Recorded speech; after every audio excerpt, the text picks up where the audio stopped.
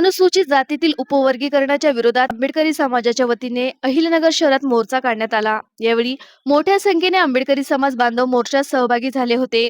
यावेळी मोर्चात आरएसएस आणि भाजपाच्या धोरणाविरोधात जोरदार घोषणाबाजी करण्यात आली। उपवर्गीकरणाच्या नावाखाली दोन समाजामध्ये फूट पाडण्याचा प्रयत्न सरकारकडून होत असल्याचा आरोप समाज बांधवांनी केला।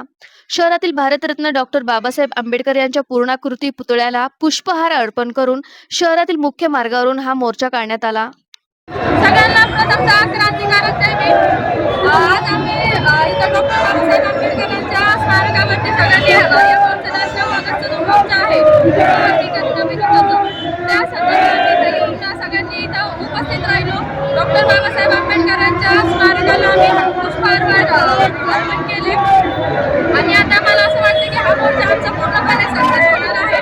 का तर खूप साऱ्या लोकांनी याला विरोध केला की आज हा मोर्चा होणार नाही, तर आज हा मोर्चाला खूप सारे लोक इथे आलेले आहेत आणि हा मोर्चा आमचा कोणत्या एका समाजाविरोधात नाही, तर हा आमचा सरकार विरुद्धचा मोर्चा आहे।